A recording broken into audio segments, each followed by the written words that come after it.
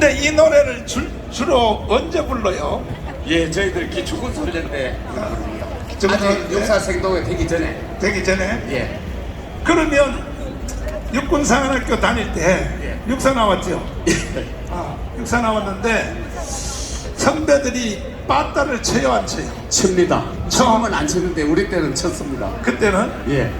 빠따가 치면은 팬티하고 엉덩이하고 들어붙여서 팬티를 못 갈아입기로 팬티 갈아입으려면 찌직찌직찌직 소리가 나고 그런 경험 해봤어요? 예, 그렇습니다. 그러니까 육사를 잘못 들어간 거야. 목사님도 더 심하게 당했었던 겁니까? 근데 나도 하사관학교에서 6개월 훈련 받으면서 하도 때려가지고 야전사부 때려서 팬티를 못 갈아입었어. 찌직찌직 팬티하고 살하고 눌어붙어가지고 찌직찌직. 근데 지금 현재 그 제양 군인회가 지금 회원이 몇 명입니까? 한 30만 되고 전체 회원은 300만쯤 됩니다. 아이 그것도 모르고 살아. 제가 알아봤습니다. 1200만이잖아. 아, 예, 군번 가진 사람은 1700만입니다. 1700만. AI한테 다 물어봤습니다. 그러면 이제 우리는 10월 3일 날 예, 입장 내려가는데 예, 10월 3일이 금요일이야.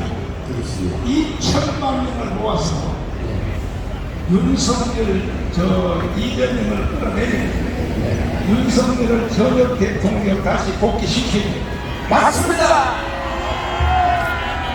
그러려면 지금 군번 가진 사람 또 군인 가족 다 합치면 2,500만이야. 그렇습니다. 그 2,500만한테 다른 날 오지 말고 10월 3일 한꺼번에 힘을 딱 모아서 2,300만 군인 가족. 왜냐하면 대한민국이 없으면 반드시 북한의 연방대로 이재명이 넘기라고 그래서 의도를 저는 잡았어요. 고속도로 깔아놓고 있습니다. 그렇지. 방위 출신을 국방장관 시키면 돼요.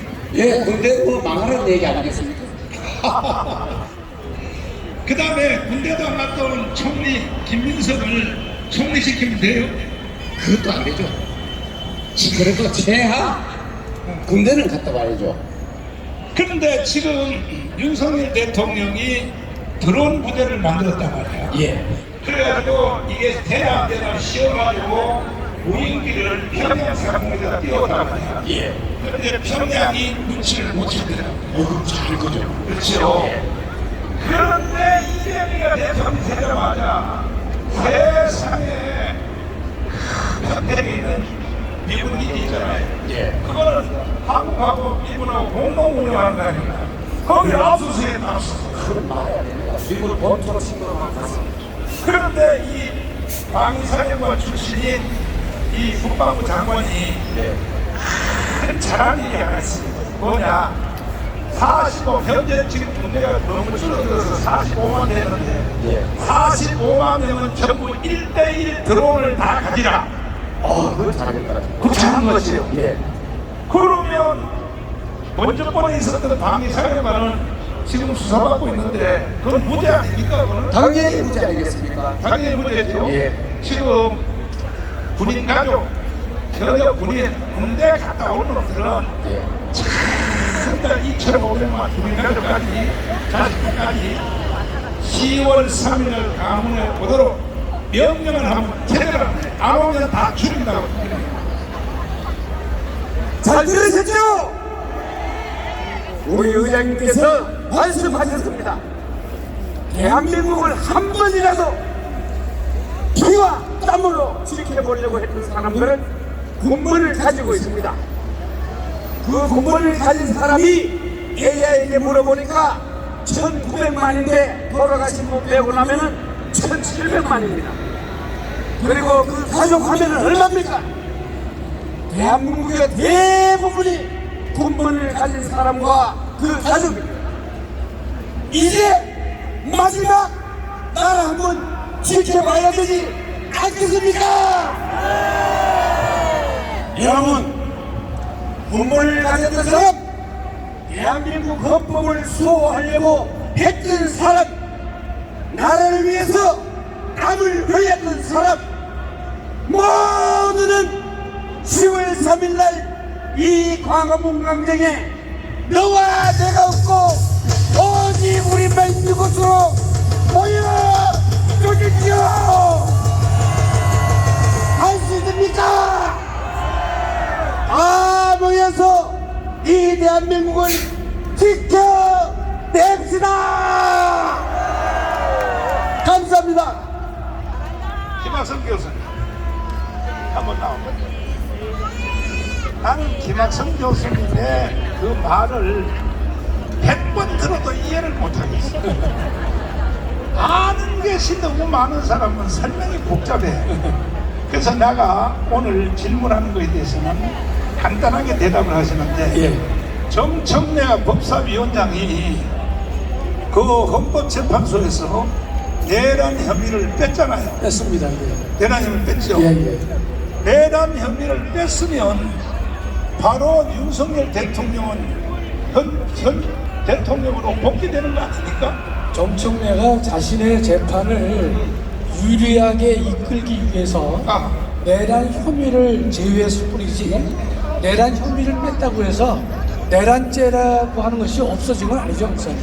중간에 또 양념을 하나 넣자면 헌법학계 회장도 하셨죠. 했습니다.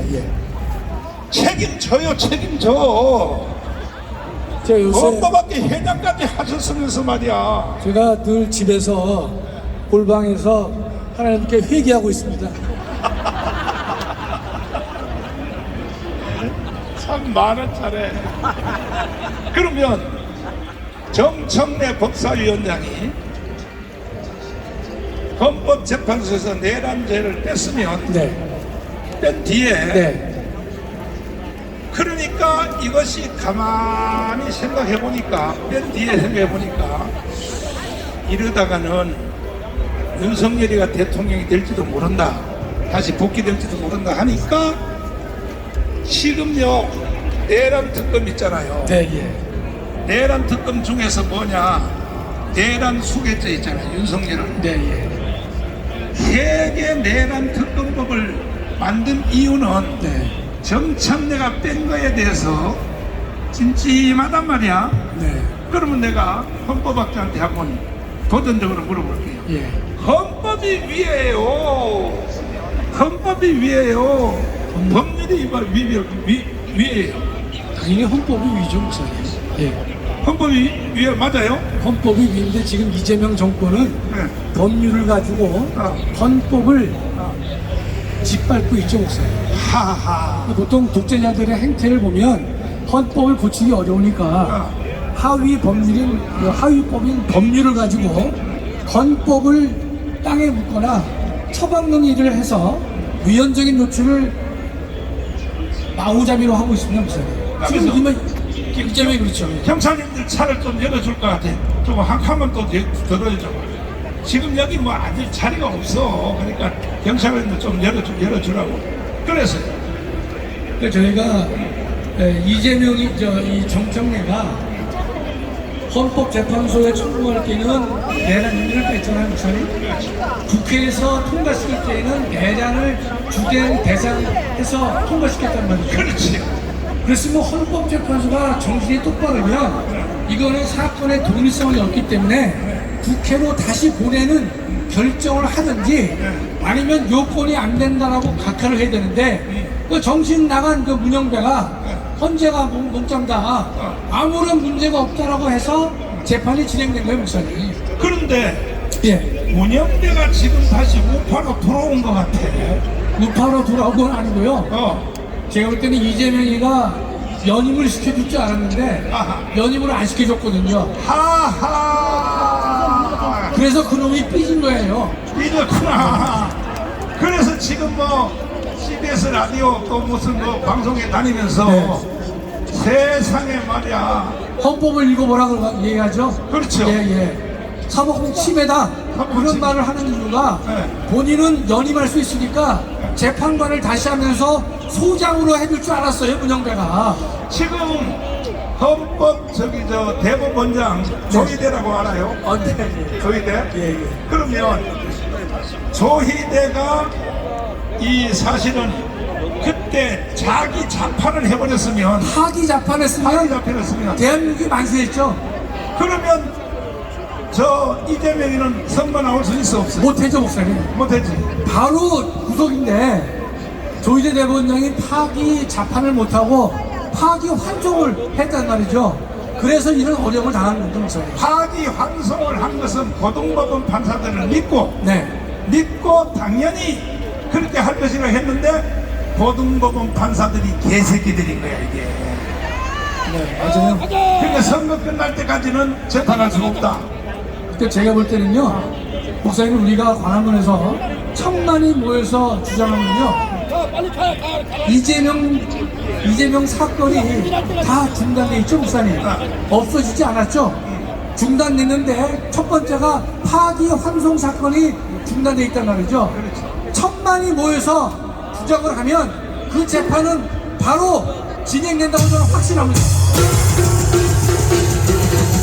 이재명이가 스스로 너들은 대통령일지라도 수사는 받아야 된다. 그리고 대통령일지라도 체포해야 된다. 현역 대통령, 지금 현역 대통령은 이재명인데 이재명이 이가 스스로 하는 말이 있어요. 다시 한번 지난주에도 들었지만 다시 한번 들어보세요. 8년 전 이재명이 성남시장 대항 과거 발언이 파장이 되고 있습니다. 한번 들어보실까요? 대통령은 재직 중에 소추되지 않는다. 사실 수사 자체가 매우 어려운 측면이 있지만 저는 역대 어떤 대통령도 죄를 지으면 처벌받아야 되기 때문에 조사는 해야 됩니다. 전 세계에도 대통령이 죄를 지었는데 대통령이라는 이유로 조사조차가 안 하는 것이 없지 않습니까? 당연히 소추가 금지될 뿐 수사가 금지되는 건 아니니까 그 수사에는 강제 수사, 압수수색, 체포, 구속까지 포함이 되니까 인위적으로 수사에 협조하지 않으면 강제로 잡아다가라도 수사를 함으로써 연합회 모두가 평등하다는 사실을 이번에 꼭 증명해야 됩니다. 자폭 발언을 한 이재명. 자신의 발언에도 본인은 아무런 일이 없다는 듯 행동하고 있습니다. 여러분은 이재명의 발언에 대해 어떻게 생각하시나요? 자, 우리 헌법학자님, 네. 이거 해설 좀 한번 해주세요. 이건 깊은 해석이 필요 없고요. 이재명이는 말하면서 말을 바꾸는 놈이에요. 말하면서 말을 바꾸는 놈인데 더 이상 기대할 수가 없는 것이죠. 그러니까 우리는 천만이 모여드는 이유는요, 이재명의 사건이 다 중단돼 있거든요. 더군다나 고등법원을 가면 파기환송, 유죄 취지의 파기환송을 다시 재판을 열면 되는 거기 때문에 그것을 열기 위해서는요, 천만이 모여서 우리의 의지를 안창화에 불러줘야 되는 것입니다. 거꾸로 물어보려고 해요. 예. 알아 모르나? 네네. 헌법 1조 1항 알아요? 제가 아직은 기억하고 있습니다. 예. 대한민국은 민주공화국이다라죠, 무슨? 그래요? 1조 1항. 2항은 뭐예요? 대한민국의 주권은 제가 잘 몰라서 보고 읽을게요. 예. 대한민국의 주권은 국민에게 있고 모든 권력은 국민으로부터 나온다. 1조 2항입니다. 예. 그러면 이것이 바로 국민 저항권 아닙니까? 국민 주권과 저항권을 겸하고 있습니다. 그렇죠. 예, 예. 그러니까 헌법보다가 국민 저항권이 위에요, 아래? 그러니까 1조 2항을 보면 같은 건데 우리는 저항권은 위기 시에 발동되는 권력이기 때문에 당연히 헌법보다 위에 있는 권력이 되는 것입니다.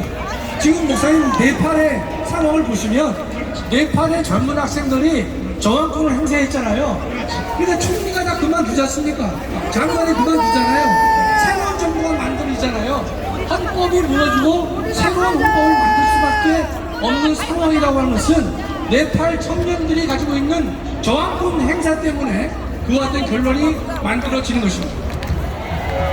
국민 저항권은 누가 행사할 수 있어요? 모든 국민이 행사할 수 있는 것이죠. 모든 국민이. 예, 모든 국민이 행사할 수 있는데 저항권이라고 하는 것은 폭력적인 국가 권력 행사가 존재했을 때는 그 저항권은 누구든지 행사할 수 있습니다. 누구든지.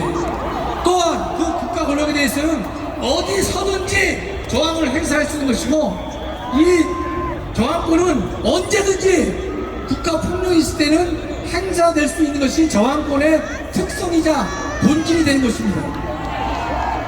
이해됐어요? 이해됐어요?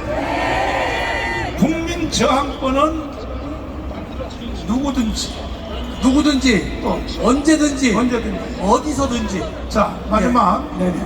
국민 저항권이 실제로 행사된 적이 수도 없이 많이 있지만 네네. 4.19와 5.16 때 행사됐지. 4.19 때 특히 했죠. 그렇죠. 4.19 때 허가받고 4.19 혁명을 했어요? 안 했죠, 목사님?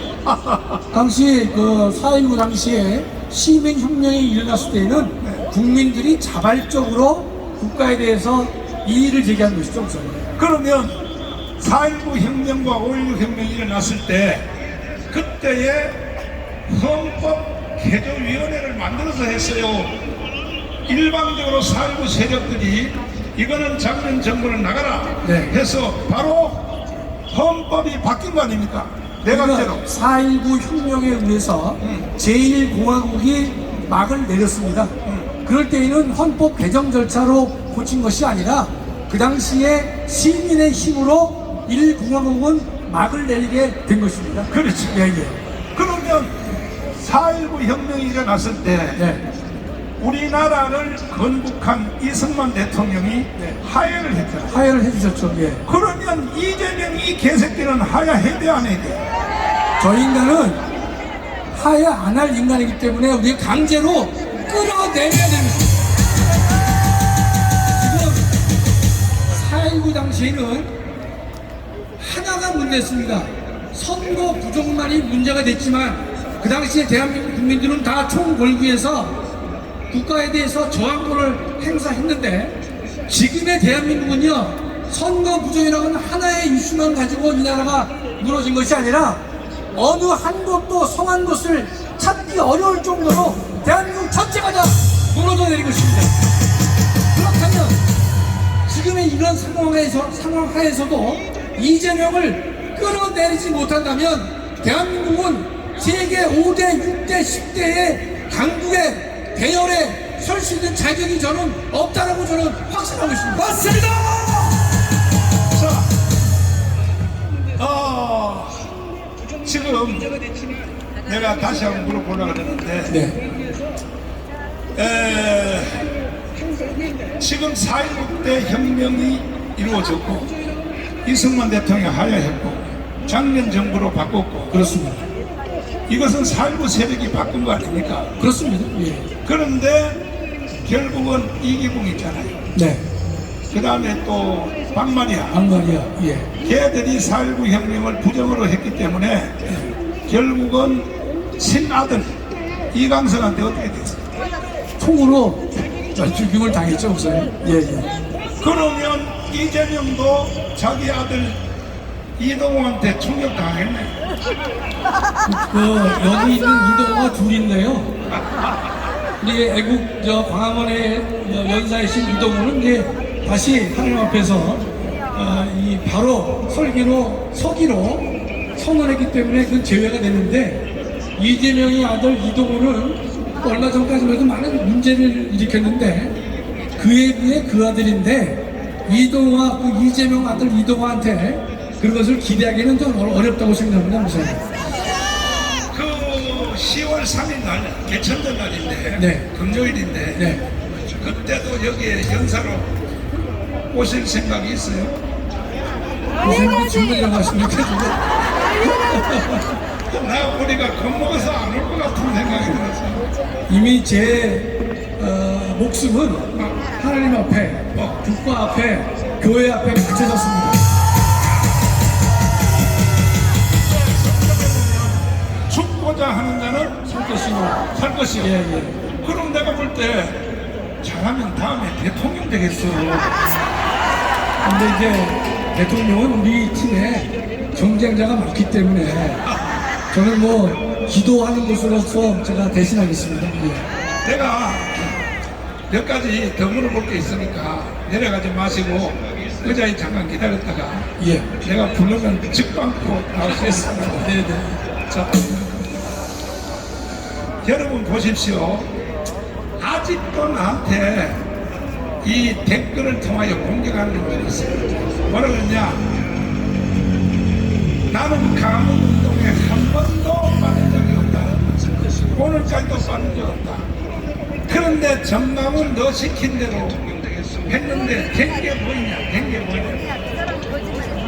내가 들어보세요. 된 게 뭐냐고요? 이 가뭄 운동을 통하여 이루어진 최고의 사건이 뭐냐?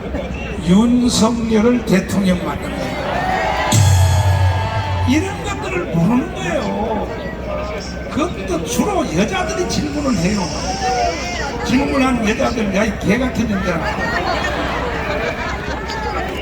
그렇게 내 말을 이해 못하냐고. 윤석열이가 대통령 안 됐으면, 김화순 교수님, 다시, 내가 생각나서 다시. 윤석열이가 대통령 안 됐으면 여러분, 우리 대한민국이 존재할 수 있었어요? 자, 김대중, 노무현, 문재인이가 평양에 가서 연방제를 서명한 것이 헌법적이요, 헌법 위반이에요. 명백하게 반헌법적이죠.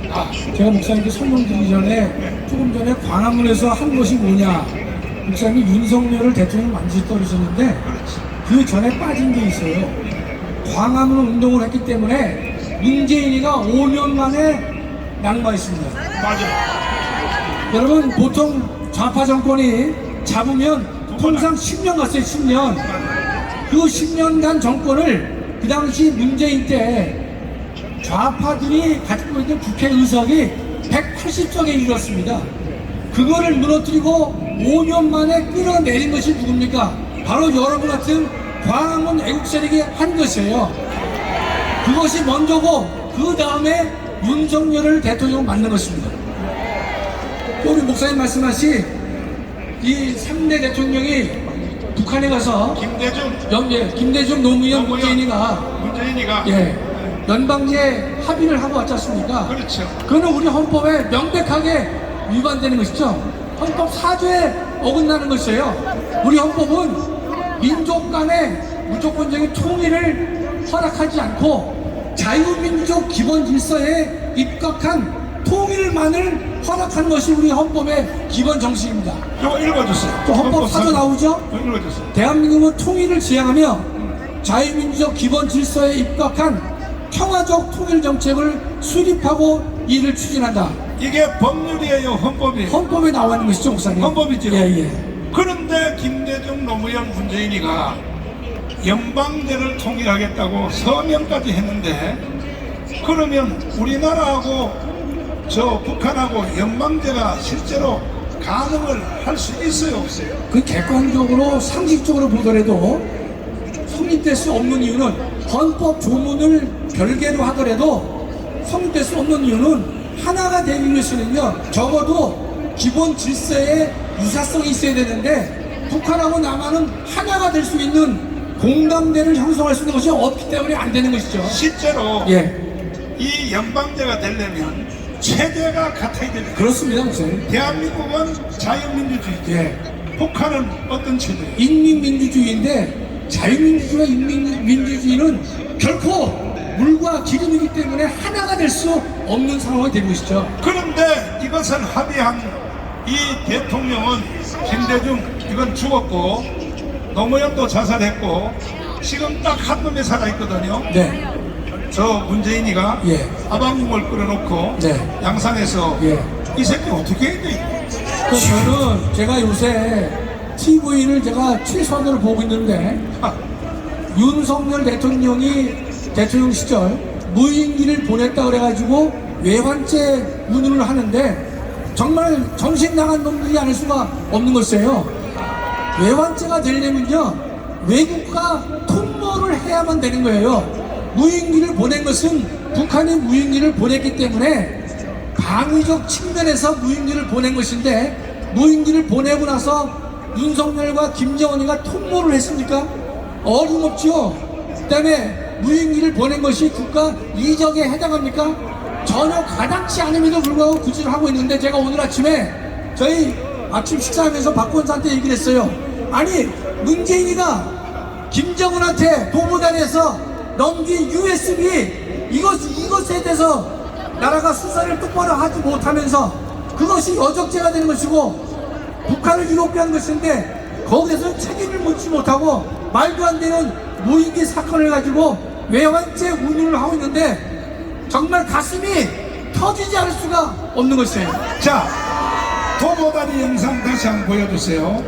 세계의 정상회담이 배석자 없이 둘이서 소곤소곤하는 그런 회담이 세계에서 있어요? 제가 그동안에 읽거나 보거나 한 문건에는요, 단 한 건도 없습니다. 왜냐하면 정상끼리 만났을 때는 잘못된 얘기가 오갈 수 있기 때문에 반드시 몇 사람이 배석을 해서 간접적으로 통제를 하는 것이 저는 원칙으로 알고 있는데, 저 두 인간이 만나가지고 이 모의를 한 거 아니겠습니까, 목사님? 자, 요거요, 실내에서도 아니고 바깥에서 둘이 나가서 네, 도보다리에서 예. 둘이 여기 소곤소곤한 거, 이게요 정상회담 맞아요? 저 인간들은 정상회담을 제대로 한 적이 없지요. 저게 저 김정은한테 아부한 것이지, 저는 뭐 정상회담을 볼 여지가 전혀 없지 않습니까? 이번에 이재명도 트럼프 만나서 그 정상회담을 했습니까? 정상회담을 했으면 합의문이 필요한데 합의문을 없고 청구서만 가져왔단 말이죠. 대통령이 마중도 안 나오고 배웅도 안 한 것이 정상회담입니까? 어림없는 얘기를 하고 있는 것이죠. 아니, 그러니까 둘이 야외에서 둘이 소곤소곤 했는데, 이것은 미국의 인공위성이 잡았죠. 센서로 잡았잖아요. 예, 센서로 딱 잡았더니 뭐라 그러냐, 이 내용이 결국은 뭐라 그러냐, 북한에 김정은이 하고 둘이 소곤소곤 했잖아요. 뭐냐, 한나라 만들자, 석자 얘기야.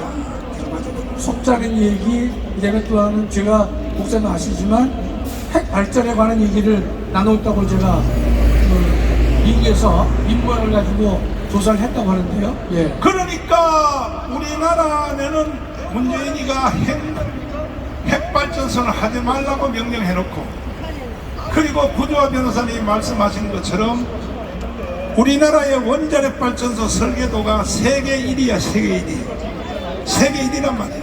근데 이것을 발전소 설계도를 김정은이한테 넘겼다는 거 아니야. 예. 이놈은 매국노가 맞아요. 천이 저 나오잖아요. 이제 문재인이가 저 말을 떠들었지만, 문재인이가 천인 공로할 사악한 이자고 저 인간이 떠들었지요. 저 이 무인기 보낸 걸 가지고. 그렇지. 그러나 제가 볼 때는 문재인이가 김정은에게 USB를 전달한 건 천인 공로할 일이라고 저는 확신하고 있습니다. 천인 공로, 하늘과 사람이 공통되게 분노한다가 천인 공로 아닙니까? 예, 맞습니다. 자, 내가 이렇게 사회를 톡톡톡톡 주제를 올려주니까 연설하는 것보다가 훨씬 더 쉽죠. 톡톡톡톡 주제를 올려주니까. 아무튼 뭐, 네, 그렇습니다. 이 목사들은요, 입으로 밥 먹고 사는 사람이라서 톡톡톡톡 올려주면은, 그러면 제대로 이제 치른단 말이야. 네? 그러니까는 다음에 10월 3일 날, 그날은 우리 끝장내야 됩니다. 맞습니다. 예. 하늘이 열린 날인데, 그날 여러분 천만 모여서 대한민국을 다시 살릴 수 있는 기회가 되어야 된다고 생각하고 있습니다. 여러분 10월 3일 날 다 오실래요? 오시기 원하시면 두 손 들고 만세요. 여러분들만 오면 안 돼. 2천만 명 데리고 와야죠. 2천만 명. 나는 몸도 안 좋은데 왜 지난주에 화요일 날 대전, 수요일 날 대구, 그리고 금요일 날 또 부산 했는데, 내가 부산 갔다 와서 아침에 일어나 보니까 도저히 몸이 무너져서 오늘 강원방송에 못 나오게 생겼더라. 그래도 안 되지. 나는 죽으면 죽으라 하고 나와야겠지. 그래서 내가 나온 것입니다. 이해되십니까? 다시 물어볼게요. 연방제로 북한을 넘기면 돼요, 안 돼요? 북한의 연방제로 넘기면요, 기독교인들은 어떻게 될까요? 뭐 제일 먼저 기독교인들이 처형될 것이고 또 공무원들도 처형될 것이고 또 지식인들 뭐 그것은 우리가 예상할 수 있는 것이 과거에 우리가 그런 경험을 했잖아요. 예, 했기 때문에 또 다른 나라의 예도 있기 때문에 우리가 연방제가 됐을 경우 대한민국의 교인들이 제일 먼저 희생을 당할 것이다. 그건 뭐 불을 보듯 명확합니다. 6.25를 경험해보니까 네. 제일 첫 번째는 기독교인이 먼저 죽었고 네.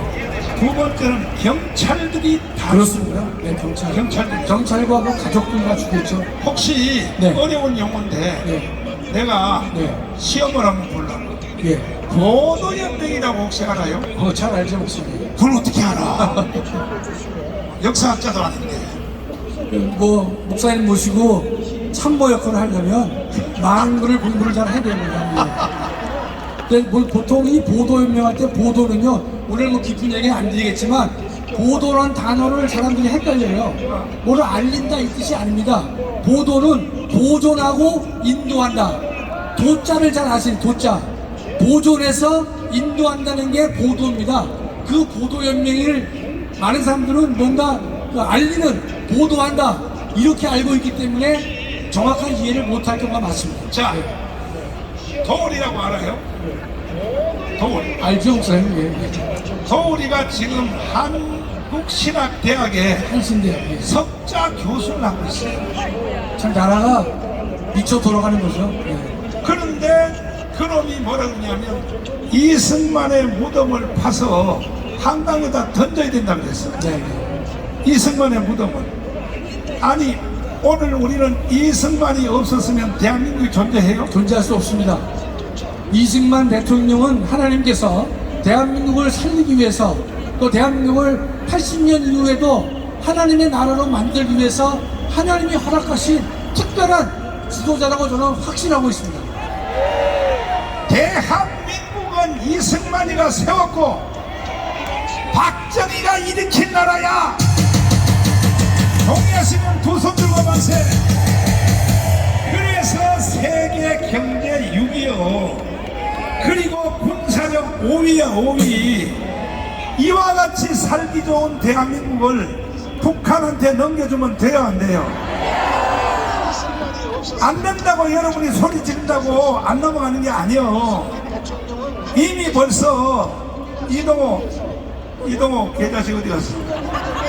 빨리 이동호 빨리 올라와. 이동호 빨리 올라와. 자, 나는요 막강한 참모진을 가지고 있어. 나는요 1인자가 아니면 참모 안 써요. 헌법학자 제1호 빨갱이 대장 제1호 이동호. 예. 이미 대한민국은 북한의 영광제로 다 점령된 것 같은데 어떻게 생각해요? 근데 지금 현재 어쨌든 이재명이 하고 있는 게 북한의 혁명론에 지시하는 민주연립정부라고 제가 계속 이야기하지만 이재명과 주사파, 이석기 연립정부입니다. 그리고 그 역할을 지금 하고 있는데 내란 특검하는 게 파수 세력 정비라는 북한의 지령을 그대로 수행하는 것입니다.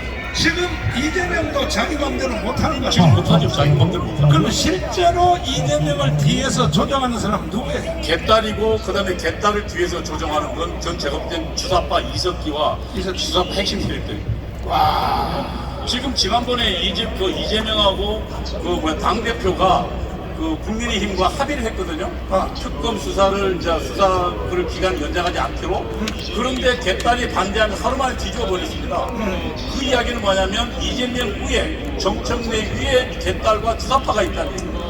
그러면 내가 볼 때 이재명까지도 그 다음에 여기 이제 내각까지도 다 북한이 시킨 대로 김동식하고 우리 토크 해봤잖아요. 예. 보장관처. 예. 북한이 시킨 대로 하는 걸로 보이는데 어떻게 생각해요? 지금 사실은 그래서 지금 총무비서관 김현진은 이석기 사람입니다.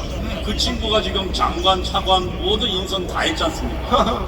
그러면 사실은 이재명 혼자 하는 게 아니라 지금 그 이석기의 지령을 받고 지금 현재 장차관 인선까지 다 하고 있다고 봐야 됩니다. 그럼 이석기 뒤에는 누가 있습니까? 내가 볼 때는 그 청주 간첩단 사건 알아요? 예예. 거기서 지령이 뭐라고 했지? 거기서 이재명을 당선시키기 위해서 북한에서 이재명 당선시키기 위해서 조직적으로 지원해달라고 요청했고, 그리고 그 이후에 이재명이 실제로 그 북한의 지령을 받은 주사파들의 총동원으로 여당 후보가 됐습니다. 그리고 창원 간첩단 사건 알아요? 정말 알죠. 창원 간첩단 사건에서도 사실상 지금 현재 대한민국 민노총과 항로총뿐만 아니라 전국에 66개 대한민국 전역에 간첩단 사건이 퍼져 있습니다. 간첩단들. 그리고 제주도 간첩단 사건 알아요? 그렇죠. 근데 이 모든 것은 다 언론 노조 있죠. 언론 거죠 있죠. 언론 노조들은 내가 볼 때 거의 핵심 위에 있는 높은 사람들은 준 간첩으로 보여요. 그럼요. 지금 민노총 산하에 있는 게 언론 노조입니다. 그러니까 언론 노조를 장악한 게 민노총인데, 민노총에 지금 조직쟁의국장 2인자가 석권호고, 그 다음에 1인자가 양경수가 이석기 직계 후배입니다. 어제 그저께 며칠 전에 100일 동안 100일에 대하여 이재명이가 기자회견 했잖아요. 예. 근데 기자들이 핵심적인 질문을 하나도 안 하는 이유가 왜 그럴까요? 그건 지금 이미 언론 노조는, 그리고 기자들은 전부 민노총에 의해서 양경수, 이석기에서 장악되어 있기 때문에. 그래서 지금 그들은 그 지금 북한이 원하는 그런 북한이 싫어하는 질문을 하나도 안 합니다. 하나도 안 하지. 하나도 안 합니다. 그러니까 지금 대한민국은 사실은 언론 때문에 망하는 거 아닙니까? 그래서 공산혁명이 일어날 때 공산당들이 가장 먼저 하는 게 언론을 장악하는 겁니다. 지금 우리나라는 이중으로 장악되어 있습니다. 첫 번째 민노총이 언론노조 장악하고 있고요. 그 다음에 이번에 방송법 통과시키면서 아예 민노총이 방송사를 아예 직접 들어가서 편성위원회를 다 장악하도록 만들어놨습니다. 근데 이진숙은 몇 끝까지 못 쫓아낼까? 이진석은 지금 임기가 있으니까 저희들이 무슨 작업을 했냐면은 방송통신위원회를 방송미디어통신미디어위원회로 바꿔서 아예 법을 바꿔서, 그러면 법을 바꾸면 해당 이진석 위원장 그만둬야 되거든요. 법을 바꿔서 이진석 퇴진법을 만들어놨습니다. 그런데 조중동을 비롯하여 공중파, KBS, MBC, SBS 이게 다 종북 언론으로 보도를 하고 있는데, 심지어 우리나라의 사건 보다가 중국 정성절 있죠. 그렇죠. 전성절을 풀로 중계방송한단 말이야. 그렇죠. 방송에 다 나왔습니다. 왜 그러는 거야? 그게 지금 현재 이번에 통과된 방송법에 따르면 무슨 방송을 할 것인가가 정하는 게 편성위원회입니다. 근데 편성위원회에 민노총이 들어가도록 되어 있습니다. 그리고 민노총하고 동수가 되어 있어요. 다시 말하면 무슨 방송을 틀 것은 전부 민노총이 결정하는 겁니다. 그러면 지금 KBS, MBC, SBS도 전부 민노총의 결정사항에 따라서 중국의 전승절 행사를, 중국의 반미 행사거든요. 반미 행사를 신중하게 해버렸죠. 그래서 내가 이것을 벌써 5년 전에 알아차리고 조중동을 비롯하여 모든 언론은 종북 언론 넘어갔다. 사실은 김대중이가 언론사 60개사를 북한으로 데려갔잖아요. 내려갔죠. 그때부터 굉장히 시작. 벌써 무너진 거죠. 우리나라 주요 언론사들 전부 북한으로 데려가서 감정이 무슨 짓 했는지 모릅니다. 여러분 물어보겠습니다. 대한민국을 북한의 연방제로 넘겨주면 돼요? 안 돼요! 나는 이걸 막기 위하여 5년째 자유일보를 발행하고 있단 말이야. 지금 우파 국민들도 정신을 못 차리고 있어. 여러분, 자유일보 보는 사람 손들어봐. 절반이야. 앞으로 한 달 안에 자유일보를 100만 부를 만들어야 돼. 동의하시면 두 손 들고 만세. 한 달에 2만 원씩 내고. 왜? 그 모든 혜택은 여러분들이 대한민국에 살게 해주기 위해서 만든 거예요. 나는 요 자유일보를 한 달에 5억씩을 내요. 한 달에 5억씩, 여러분이 헌금한 거요 자율보 5억씩 다 내는 거야. 왜? 나는 예측의 천재야. 예측의 천재. 조정동 다 무너졌지. 세상에 말이야, 언론 모두 다 무너졌지. 누가 이걸 보도하냐고. 그래서 자유일보를 빨리, 이제 시간이 없어요, 한 달 안에 100만 부로 만들어서 여러분 다 선전해가지고, 안 그러면 말 한마디만 하면 돼. 대한민국은 연방제로 넘어간다. 연방제로 넘어간다. 이 말 길게 할 것 없어. 이걸 지키기 위해서는 자유일보를 봐라 해서 자유일보를 한 달 안에 100만 부 만들. 조선일보가 지금 60만 부로 떨어졌어요. 우리가 100만 부 되면요 모든 언론은 우리가 주장할 수 있어요. 근데 지금 자유일보가 5만 부밖에 안 돼요. 5년 동안에. 이러니까 자유우파의 강원에 있는 여러분들도 정신 못 차리는 거야. 정신 못 차리는 거야. 그래서 한 달 안에 자유일보를 100만 부 만들기로 동의하시면 두 손 들고 만세. 책임져요. 이것은 여러분들이 대한민국에 살게 해주도록 위해서 내가 자유일보를 한 달에 5억씩을 지원합니다. 자, 보세요. 나는요 예측의 천재야. 내가 5년 전부터 박동선 로비니스트를 통하여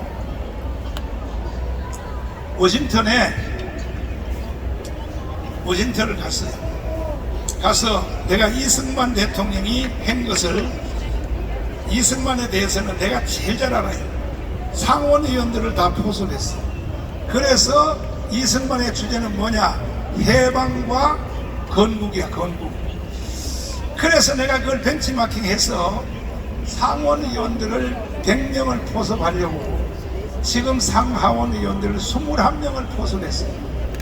그런데 최고의 사람을 누가 내가 1시간 동안 토론했냐면 지금 현재 2인자야, 2인자. 트럼프 다음에 2인자 루비오 국무장관하고 내가 1시간 동안 토론했어요. 그러면 내가 선지자 맞아 안 맞아?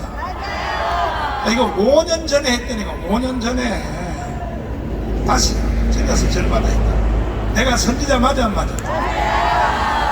내 목표는 뭐냐? 예수 한국 복음 통일이야. 상원의원들을 포섭하지 않으면 안 돼.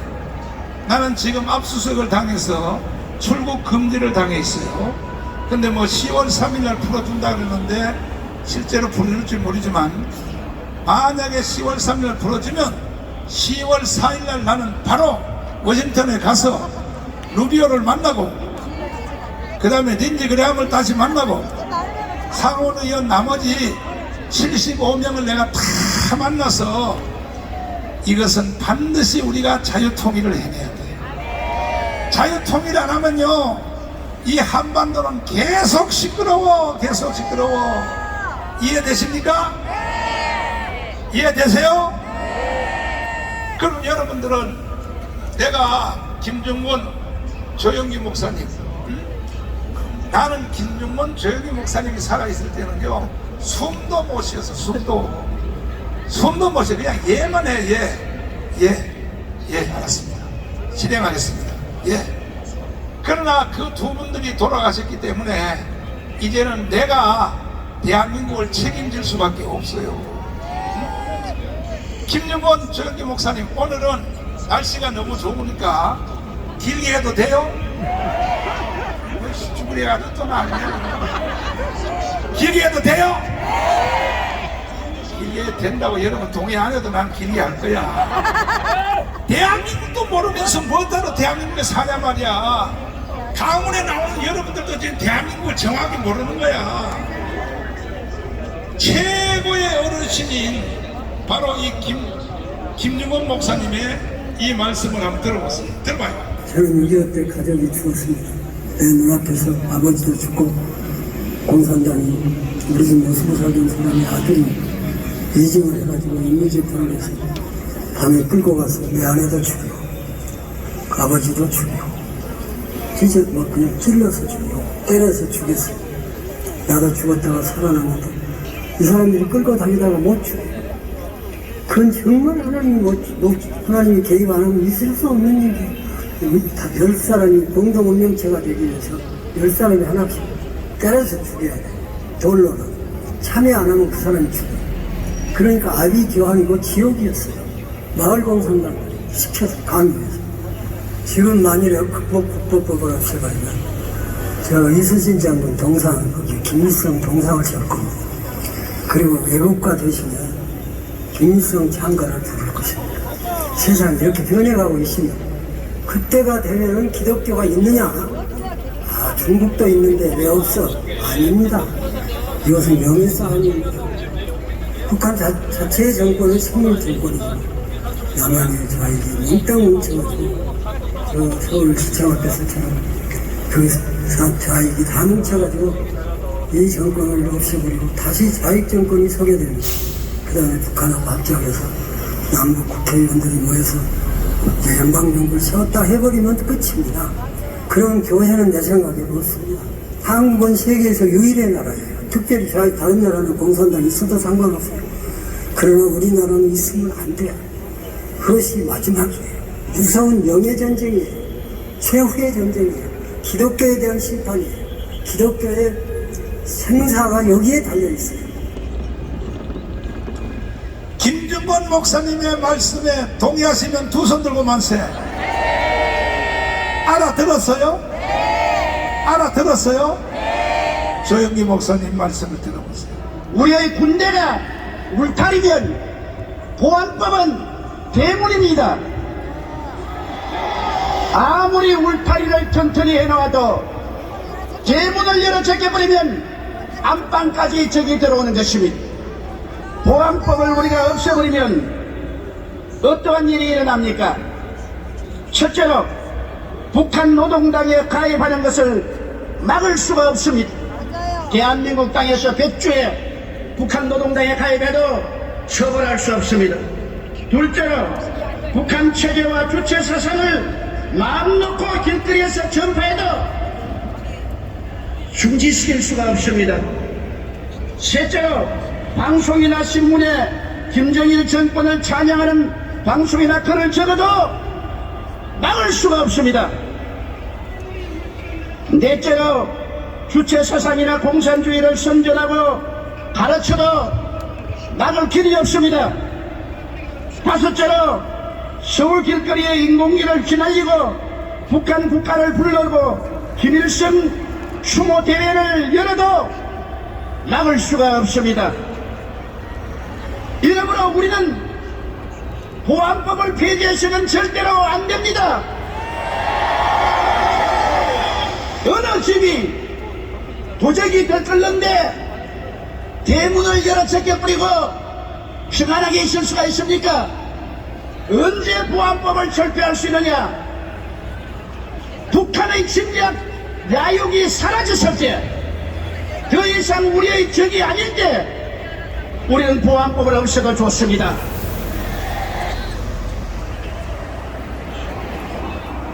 자,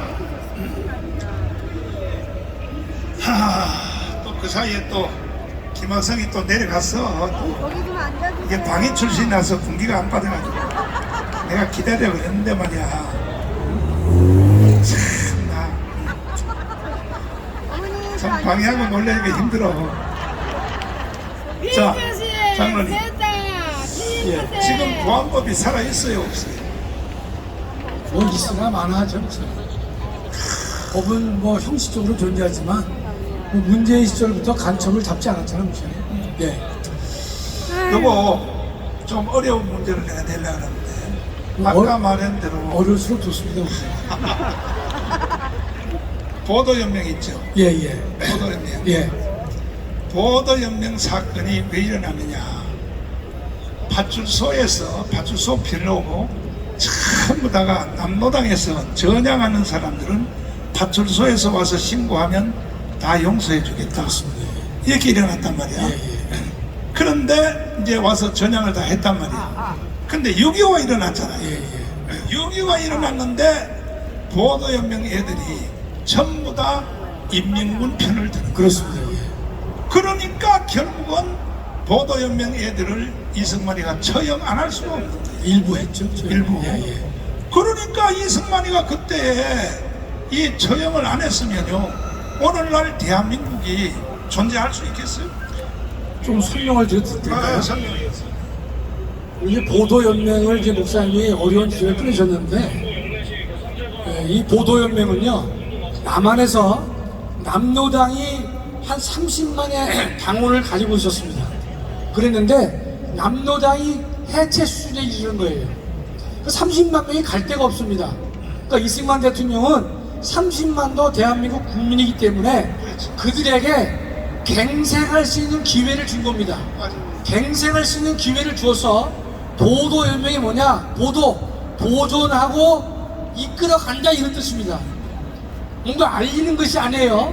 그러니까 30만의 남노당에 알게 또는 모르게 가입한 사람들을 그냥 방치할 수 없기 때문에 그들에게 다시 갱생의 기회를 주기 위해서 만든 것이 보도연맹인데, 보도연맹을 만든 다음에 대략 15만 명 정도는 다 회개를 했습니다.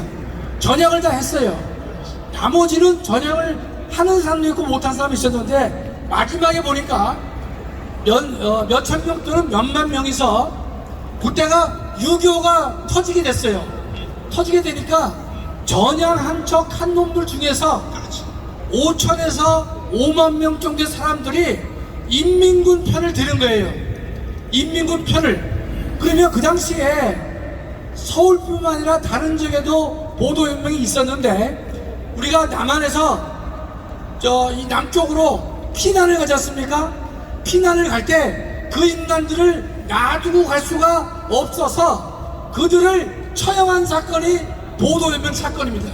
그런데 이 좌파들은요, 그것만 가지고 이승만 대통령이 죄 없는 사람을 죽였다라고 늘 단골 메뉴로 떠드는 게 국민 보도연맹 사건인 것입니다. 그런데 자 보세요. 3,000명이 남아있는데 얘들이 북한이 쳐들어오니까 인민군 편을 드는 거예요. 그러면 그 인간들을 내버려 두고 가는 게 옳습니까? 아니면 처형을 시키는 게 옳습니까? 당연히 처형을 시키고 옳은 것이죠.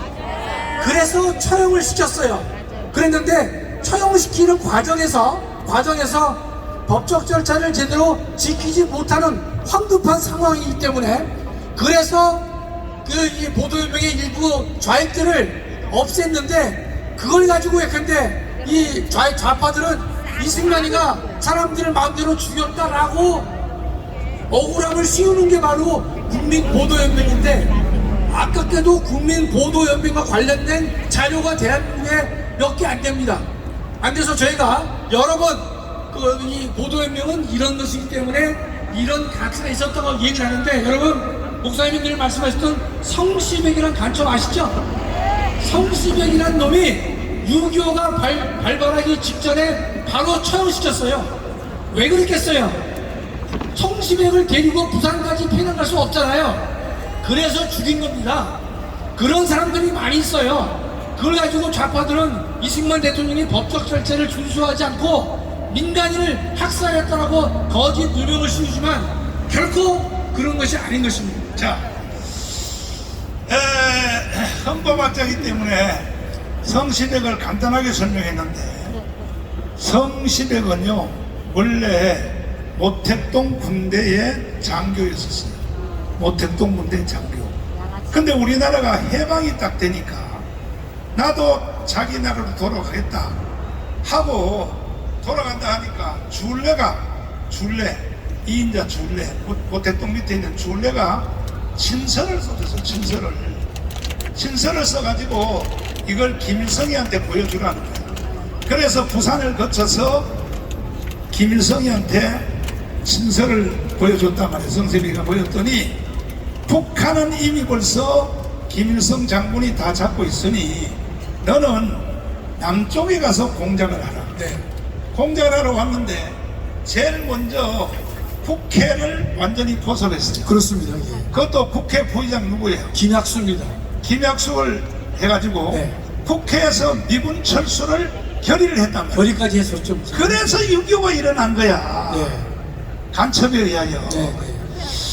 그 다음에 이 성시백이가 지금 우리나라에 있는 상해 임시정부 있죠. 네. 김구, 그 다음에 여운형, 그 다음에 뭐 조소왕, 그 다음에 뭐 박은영, 이 사람들을 거의 대부분을 다 북한으로 데려가서 김일성을 만나게 했잖아요. 예. 가서 김일성 광장에서 김구가 연설하는 거 한번 보라고요. 그런데 왜 지금 대한민국이 김구를 줄줄 빠는지 난 이해를 못하겠어. 그러니까 좌파들이 거짓 선동을 해서 네. 대한민국을 다르게 잡으려고 한 사람이 김구다라고 거짓으로 가르쳤기 때문에 많은 학생들이나 사람들은요, 40대 50대 사람들은 김구가 이승만보다도 훌륭한 사람이라고 잘못 알고 있는 것이죠, 목사님. 가만히 있어. 여러분 지금 이거 토크하는 거 지루해요? 아니요. 재밌어요? 네. 재밌으면 내가 저녁 9시까지 계속할 거야. 제가 9시까지. 보세요.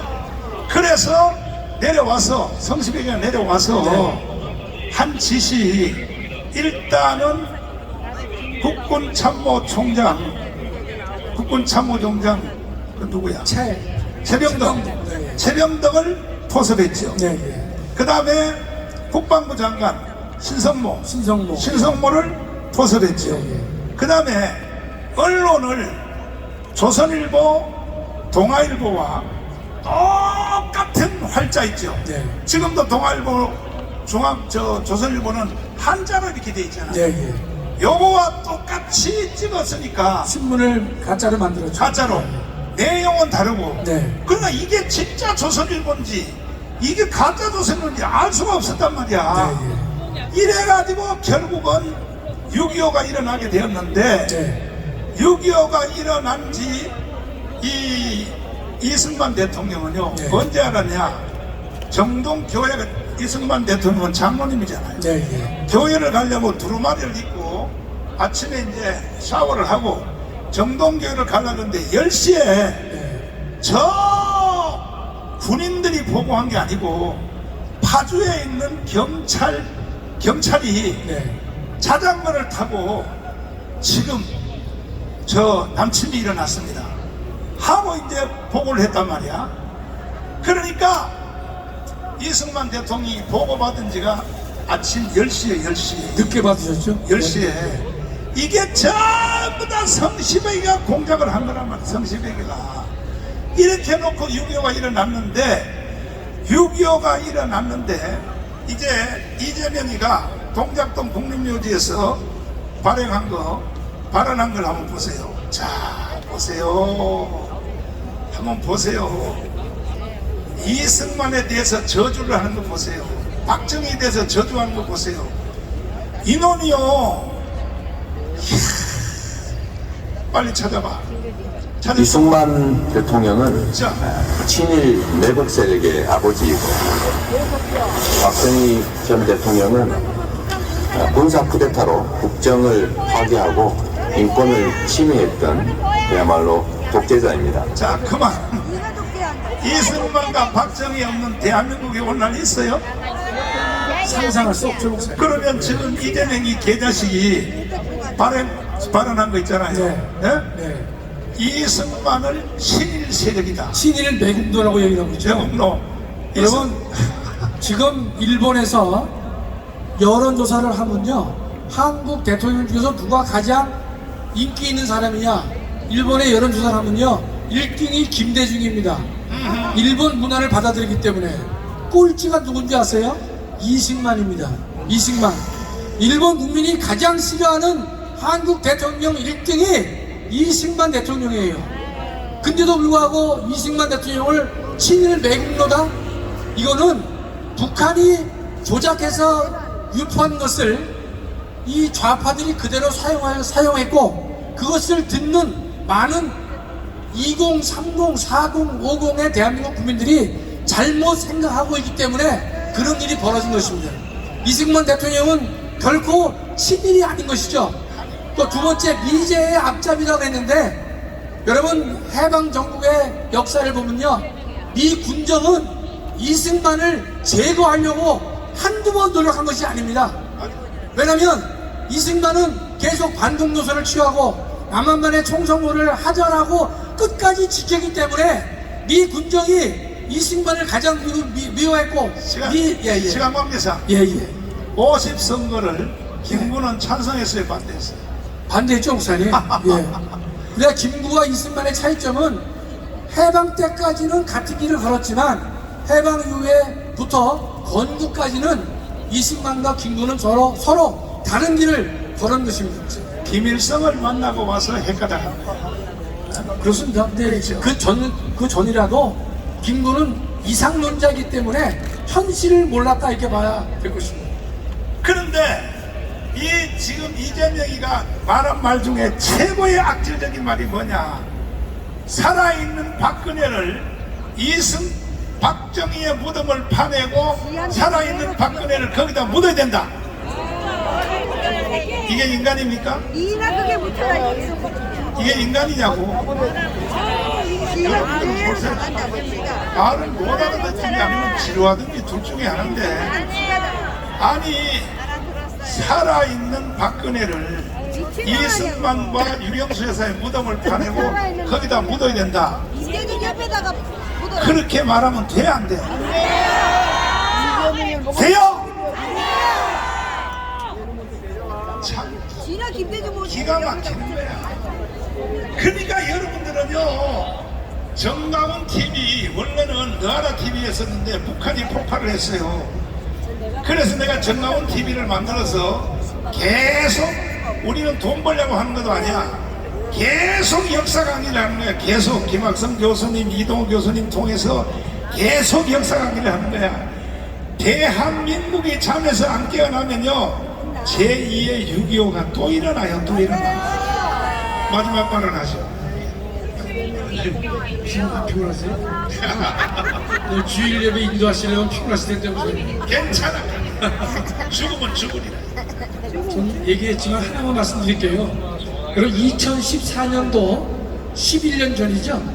2014년에 대한민국의 고등학교가 3,240개였습니다.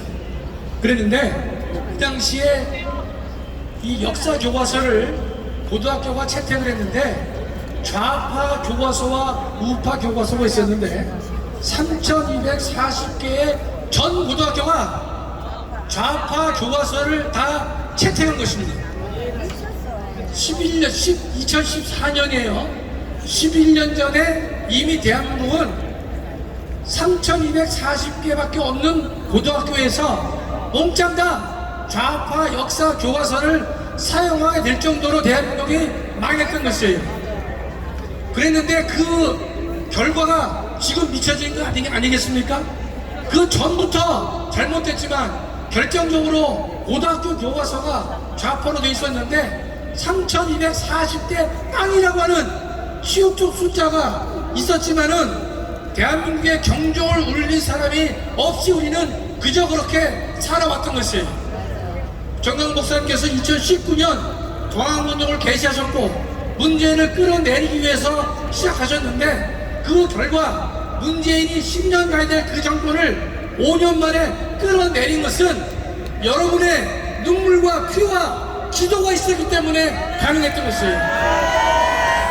그 이후에 이루어진 윤석열 대통령으로 만든 것도 우리 전광훈 목사님의 주도하셨고 광화문 애국 세력이 노력했기 때문에 된 것이라는 데에서는 추후에 의문의 가치도 얻는 것입니다. 자, 그렇다면 지금의 이재명 정권에서 우리가 100일을 살았는데 정말 하루하루 시시각각 들려오는 소리를 들었을 경우에 정말 가슴 아프고 대한민국의 헌정 질서가 완전히 무너져 내린 것을 우리가 알 수 있기 때문에 이번 10월 3일날 우리 광화문 애국 세력들은 정말로 힘을 합쳐서 이번만큼만은 우리가 목숨 걸고 싸울 소재가 생겼다고 저는 확신하고 있는 것입니다. 그렇다면 우리는 더 이상 가진 것이 없기 때문에 가진 것이라고 하는 우리 하나님이 주신 헌법을 초월하는 저항권을 가지고 대한민국을 살려야 될 것이고 대한민국 교회를 살리는데 우리 모두가 목숨 건 투쟁을 해야 된다고 저는 확신하고 있는 것입니다. 지금 단순히 구호로 외치는 것이 아니라 지금의 상황은 더 이상 대한민국의 정의를 기대할 수 없는 그런 상황으로 타락했기 때문에 지금 이것을 고쳐야 될 것인데, 여기에 가장 앞장설 수밖에 없는 사람들은 누구인 것이냐? 광화문 애국세력밖에 없다고 저는 믿고 있습니다. 여러분, 힘을 내시고 또 노력하고 하나님께 기도하면서 대한민국을 살리기 위해서 10월 3일날 정말로 수많은 무리들이 나와서 한 목소리를 내서 대한민국을 살리는데, 여러분 목숨 걸고 싸워주시기를 간절히 부탁드립니다. 박수하겠습니다.